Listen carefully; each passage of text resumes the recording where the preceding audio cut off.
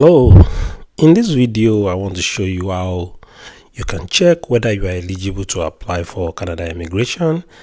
I know you must have seen a lot of information, a lot of videos, or even heard it from friends and family that you can migrate to Canada to go and study, to live there, and to work. Yeah, this is absolutely possible, and it's easier than you think. A lot of people pay agents hundreds of thousands of naira in cities, wherever country you're from, to do this for them. But I can tell you, going to Canada is quite easier than you think, and you can fill out the application by yourself. I did it myself, and I got the Canadian permanent residency. I haven't posted a video about it recently, a video of when I landed in Canada. So stay tuned. I'm going to show you in this video how you can do it yourself, how you can first check whether you are eligible to apply. So before I start, the first thing I want you to see is that there are still a lot of slots available. If you go to Canada.ca and find your way to this page, I'm going to share the link in the description anyway, so you can always click on that link to view this information. You'd see the plan for Canadian immigration for 2023 to 2025. So look at it. In 2025, where I'm highlighting right now, the target is to invite 500,000 people to Canada in 2025. In 2024, which is next year, 485,000, and this year 2023 465,000. So the lower end, like the minimum they want to invite, is 410,000, and it could go as high as 505,000. So this is a huge opportunity if you're thinking of immigrating to Canada. There are several streams you can take advantage of. One of them is the federal high skilled, which is the most common way international used to migrate to Canada.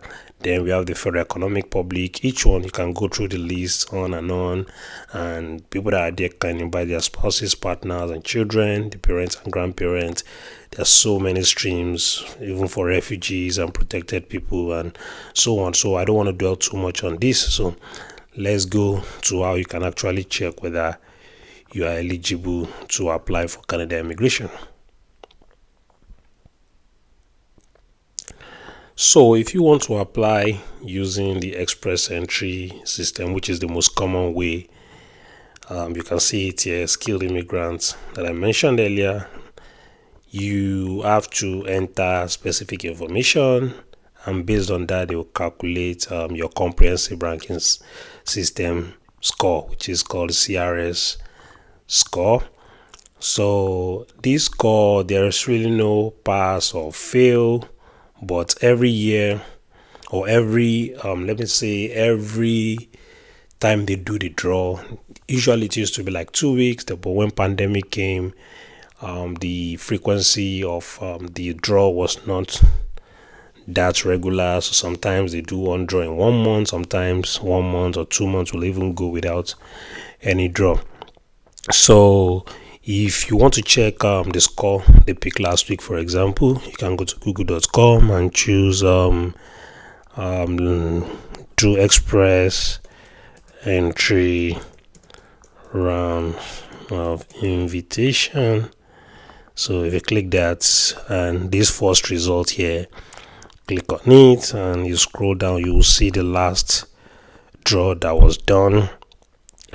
This was on June 8th, and the stream they did was for express entry, which is the general one. The number of people that were invited to apply for Canadian immigration, 4,800, and the score, the CRS score of the lowest ranked candidates invited, 486, which means you must have had 486 before you can be invited. And sometimes you can have 486 if some people applied earlier than you, then you might not still get picked. Look at this. This is what they call the tie-breaking rule.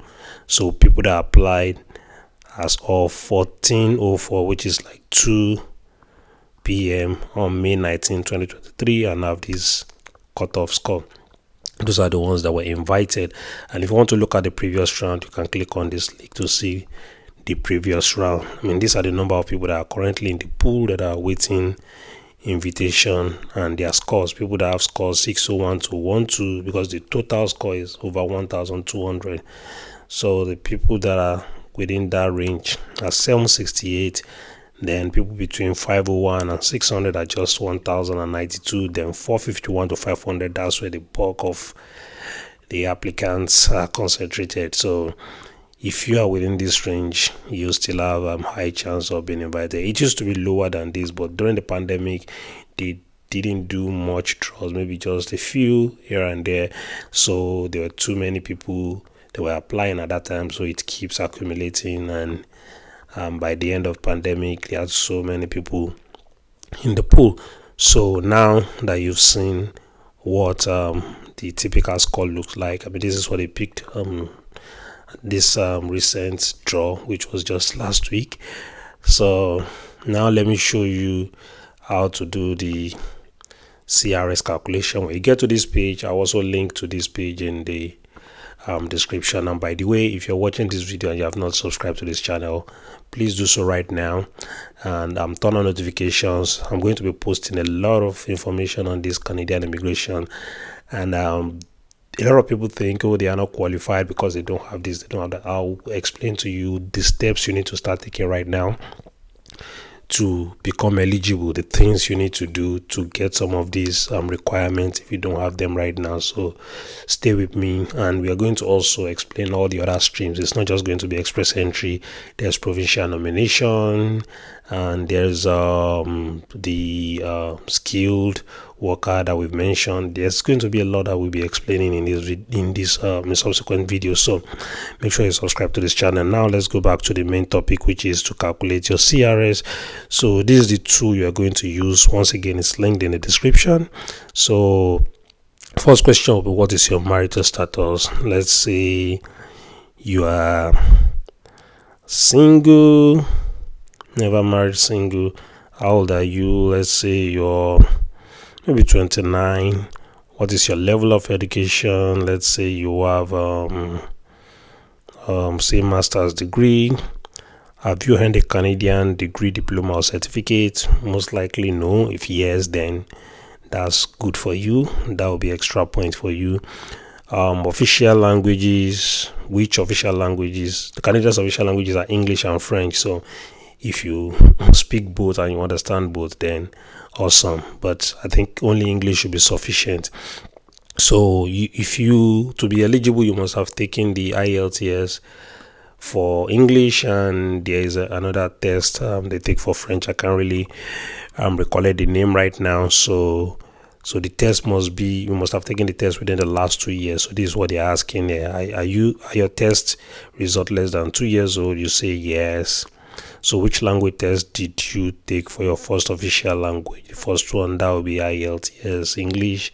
So what did you get? I mean, for the sake of this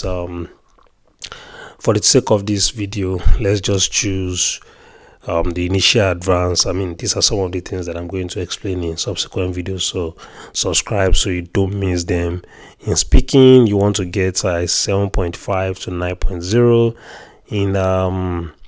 In listening, you want to get around the same thing.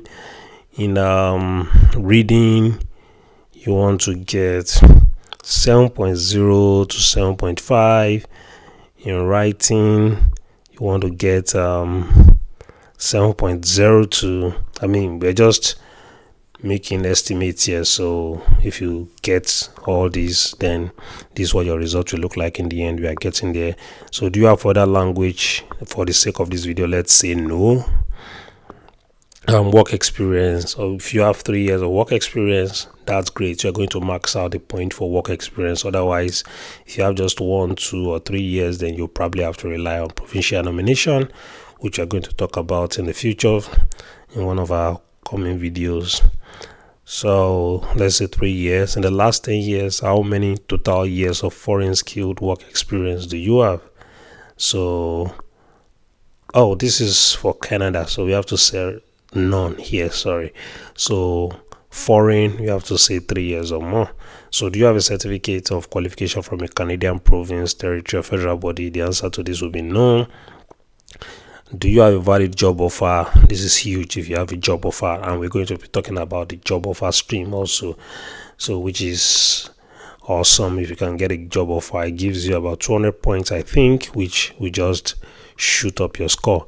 So here you have to say no for now. Do you have a nomination certificate? That's the provincial nomination I was talking about. So you can say no for now. And do you or your spouse or common law partner have at least one brother or sister? That's if you have a relative in Canada, it also gives you additional points. So but let's say no, which will be the case for many people. So let's calculate our score. So in the end, the score is 475, which if you look at it is very close to the score that was picked last week. So if you look at previous rounds, let me click on that. Look at previous rounds. 488, this is provincial nomination, which is 691. So 490, 490, 494. So if you go to page 2, let me show you what has happened in the past so that you know. I think these were all just coming out of pandemic.